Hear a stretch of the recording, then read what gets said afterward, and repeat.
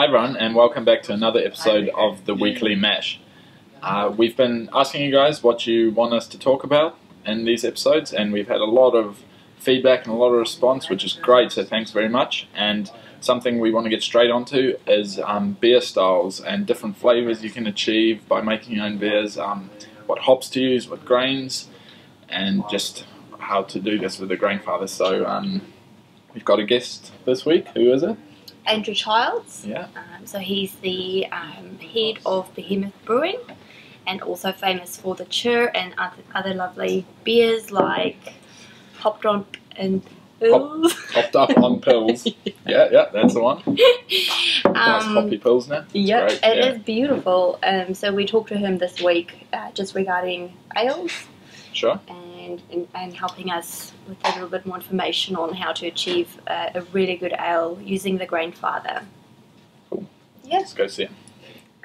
Hi guys, today we are here with Andrew from Behemoth Brewing, famous for the Chur Pale Ale, and we are going to discuss today a range from pale ales right through to double IPAs. Yep. Cool. Here we are. Awesome. What do we have here?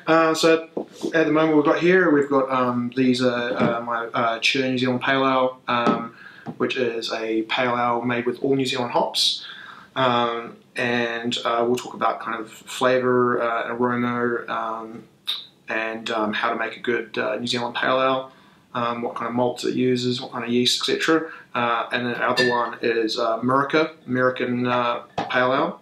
It's a little bit higher in alcohol, uses all American hops, and we'll chat a bit about this. Then we've got two IPAs. We've got, first off, one of the original IPAs in New Zealand.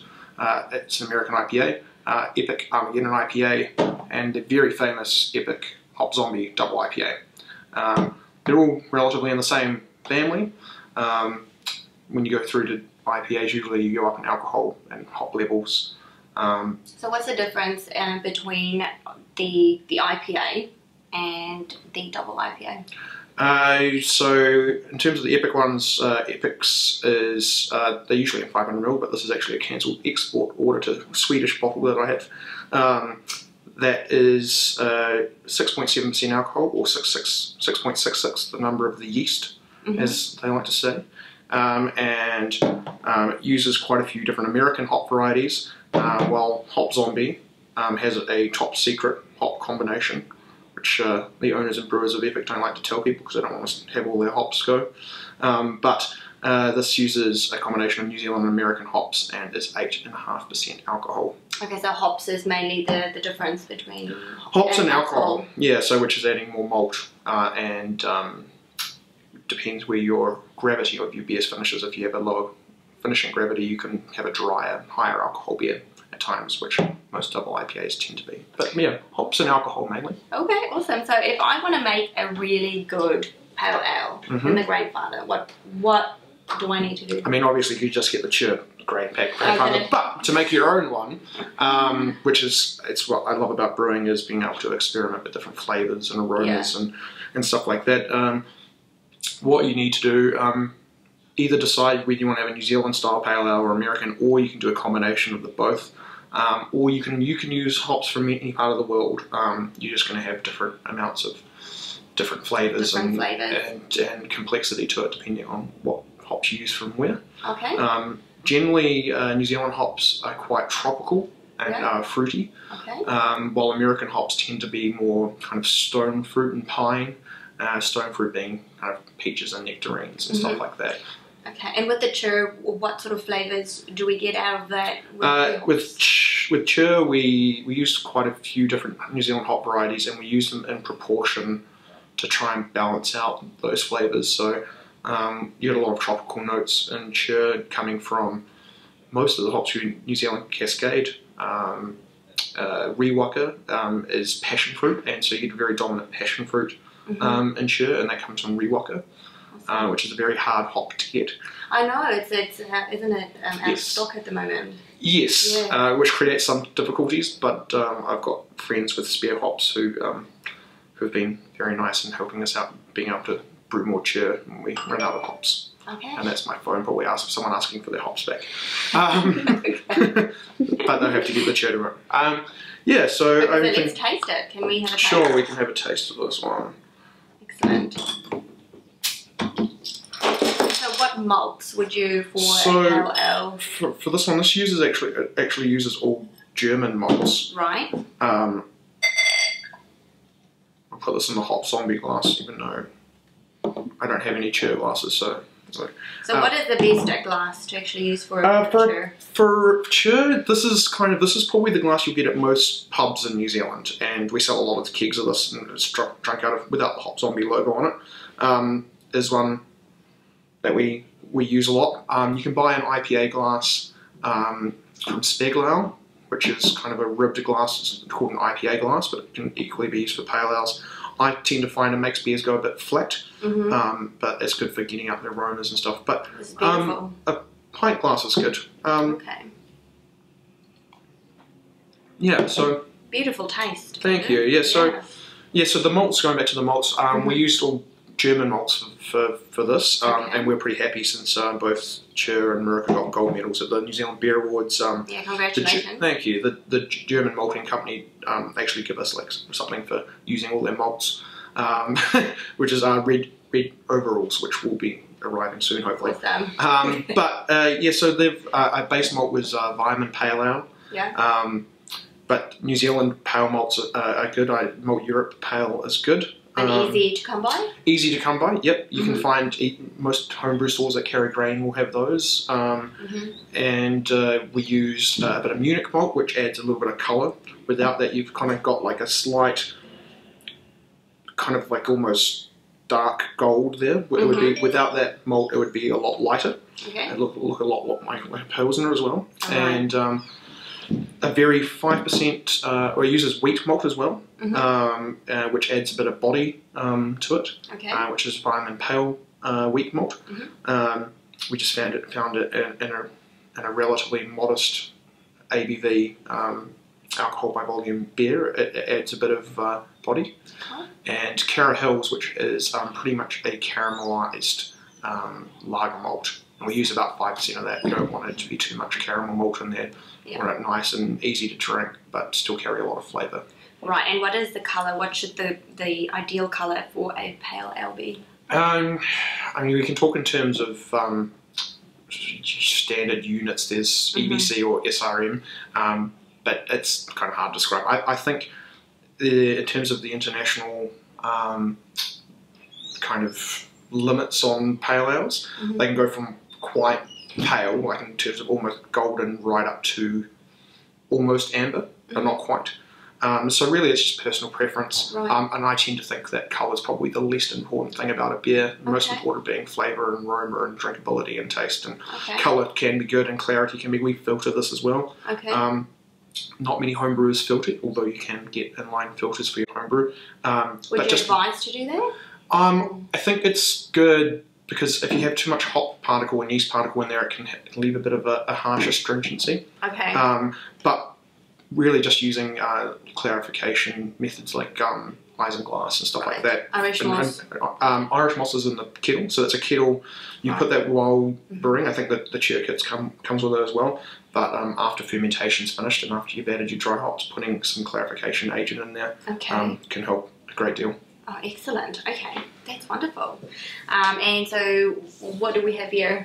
So this is hop. Well, I might as well go through it in ascending order. I only put it this way just because of the size of the bottles, but it makes no sense. Anyway, Murica is a bit different in the fact that it is more kind of pine and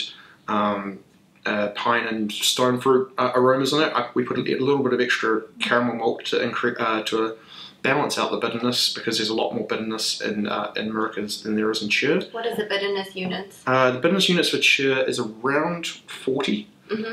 These aren't very exact. We don't get them tested. And most people who put the bitterness units on their bottle are usually making it up.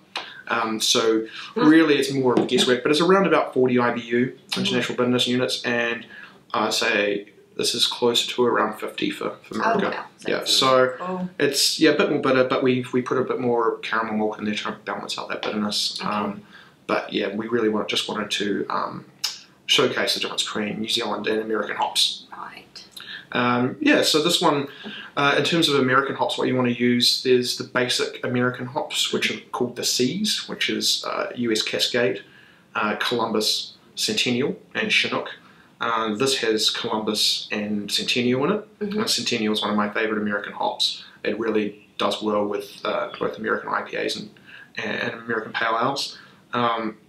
It's a great versatile hop. I think it's about 10 alpha acids or so, depending on what year it is. And yeah, it makes up a lot of it. But then also your more New World hops, Simcoe and Amarillo, which we have both in the dry hop here, and they are the ones that give you the massive stone fruit flavours and aromas that everyone loves about American beers. Oh, excellent. Yeah, so playing with your own combinations can be fun in terms of making an American Pale Ale or an American IPA. I recommend finding a dominant hop that you want to use and that wants to be a hop centerpiece. What is the dominant hops? The dominant hops in these, actually I say that, but there's we scatter a lot of different hops into this, but I would say in terms of flavour and aroma, Simcoe is it's also a very hard hop to get, but it's a great hop, yeah, it gives you pineapple and stone fruit and a bit of pine. It's very stereotypical of New World American Pale Ales and IPAs. Okay. That's probably a good segue to move on to beers that I didn't make. Awesome. Let's have a taste of that one. Okay, cool. I'll let you do this one because I haven't been drinking as much as you. I'm very impressed, by the way. You're very what? I'm impressed. You drink. No one usually drinks faster than I do. So there you go. You know. Okay, so this is Epic Armageddon IPA. So the difference between an APA and an IPA, this is something that people ask a lot.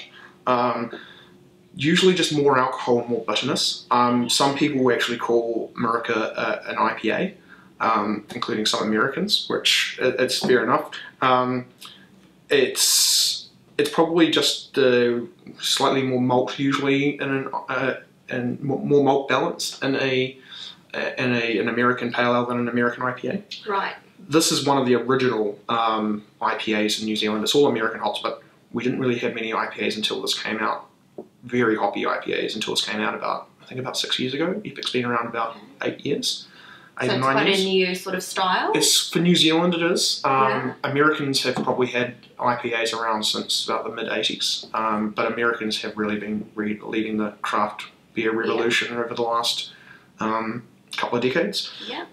I remember actually drinking this at the Malt House in Wellington for the first time, and I don't think it was the alcohol that was getting me drunk, it was the hops. I hadn't experienced that kind of level of hopping before, and it went right to my head. It is a family member of cannabis. It is, but those effects, they're quite different effects in terms of that respect as well. You're going to get beer outlawed if you do like that. But yeah, it's a great example of a style, and it's a beer that I've loved ever since I first tried it. So also with fermentation temperatures. Okay, so obviously these are ales. Yep. So they prefer sort of warmer temperatures, right? Yeah, so you're looking at probably, I like to ferment things around about 18 degrees, as close to that as possible. That's tend to be what the yeast, the American ale yeast that I like to use tend to like that temperature. If you increase it too much, you get phenolic flavours, which you think about like, smell like, paint thinner or permanent markers and stuff like that, and that's really very undesirable in your IPAs, or to be fair, in any style of beer. So controlling temperature and temperature control along with sanitation are definitely my biggest tips for homebrewers. Just for ales well, for any beers, but yeah, for ales at those temperatures. If you get those things right, like obviously your recipe and everything is very important, but it doesn't matter how you could have the best recipe on earth. If you don't obey those two things, your beer is probably not going to taste very good. And so with ales as well, it's usually your top fermenting ales. Sorry, yeast that you use, right? Yep. Okay. So our yeast. So yeah, we've got And obviously there's a wide variety of yeasts, but the Mangrove Jack's version is the M44, the US West Coast ale yeast, which I used in my original batch of chur. Right. And then there's liquid counterparts to those as well. Awesome. Also in terms of colour of the glass, does that influence beer style? It's not influenced. Everything should be in brown glasses or in cans. Why not green? Green lets in light, and then you have light strike. And if you think, oh, this is what imported European lager tastes like, it's because it's been light strike, and that's a fault in the beer. That's what you're tasting. And some people just get accustomed to that, but it's a fault in the beer. So green, and especially white, no-nos. Like maybe Corona tastes better with a bit of light strike because there's not much taste flavour to begin with, but they're very much no-nos in terms of... The only thing that can be better than a brown bottle is cans. Cans are becoming more popular in New Zealand and America and Australia in terms of craft beer.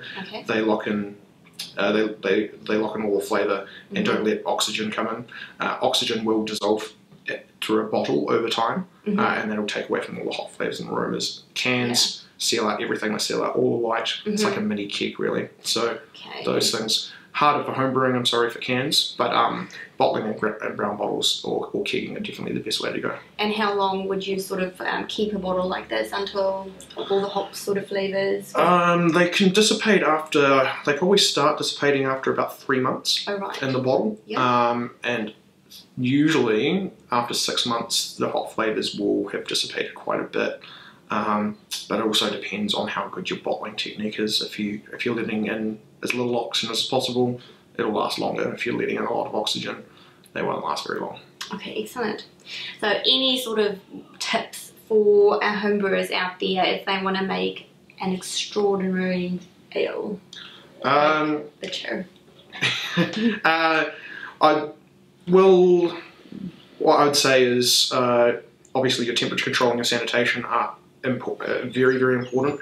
If you're wanting to make hoppy beers like these beers are, I can tell you I probably use some very similar techniques to what Epic uses in terms of when you add your hops. Add lots of hops in right at the end of your boil, in your grain father, right at the end of the boil, or just before you start cooling, or before you do your whirlpool. And therefore you get as little bitterness out of those hops as you can, but you're getting all the flavour and aroma. Therefore you can do a very small first addition and a really big late addition, and then big dry hopping if you so please, which all these beers are pretty well dry hopped as well. And then you're going to get all the flavour and aroma you want without the bitterness. And some people love bitterness, and so do I in a big IPA, but you still need to be balanced and drinkable, because if something's just really bitter without the malt to cushion it out, it's not going to be as pleasant. And so I think just trying to get things in balance and trying to get as much flavour in there as you can without putting the bitterness up too much. Make sure your malts is nice and balanced. Biggest stumbling blocks? Biggest stumbling blocks, if you're talking about some beers like any of these styles, but especially, which we haven't really talked about, Epic Hop Zombie, is having a bit of a lower mash temperature just so you can get it nice and dry. Dry equals drinkable. If you have a high finishing gravity, it's going to get too sweet, and it's clawing, and that's not as enjoyable because you feel like you're really chewing through it. You really want, something nice and dry and crisp. In terms of, that's just my opinion on pale ales and IPAs, especially IPAs, because there's no point in drinking something if it's not going to be refreshing and delicious. And are you aiming for quite a big mouthfeel with ales? Well, you're going to get, with higher alcohol beers, you're going to get lots of mouthfeel from the alcohol. Doesn't matter what your finishing gravity is, you're going to be getting a lot of mouthfeel and sweetness, alcohol sweetness, I call it. But maybe for just normal pale ales, a little bit of caramel malt. Even if I say going up to double IPAs, using no caramel malts whatsoever, I'm a big fan of. Just because you've got enough sweetness in there already. Okay, awesome. And mash temperatures? Yeah, mash temperatures, usually the higher in alcohol and slightly lower the mash temperature I'll go, usually, for an IPA or a double IPA. So you're thinking about this maybe 65, 66 degrees. 67 is usually good for pale ales. But if you're have a look at the attenuation on your yeast. If it's really high attenuating, then maybe just chuck your mash temperature up a little bit to compensate. Really compensating between how much sugar the yeast is going to eat and where the final gravity is going to be. And your mash temperature, just trying to play around with that and seeing what works for you. Awesome. Okay, and also with something what is the correct temperature to actually drink your ales at? Depends really. I like to say normal fridge temperature, 4 degrees. If you bump that up, so if you've got your beer sitting out here for a few minutes, that's probably going to be about the right temperature. Sometimes when you have something straight out of the fridge or straight off tap from your kegerator, then it can be a bit too cold. But I usually find that within, like, by the time you've got about that way through your glass, it's probably got to the right temperature. Oh, awesome. But in saying that, like, your hot flavors and aromas come out a lot more if it warms up a little bit. And that's why beer judging is usually done at a certain temperature that you can best pick up those flavors and aromas as well. Excellent. This one is beautiful. It's got a lot of, I feel, fruity flavors. Right.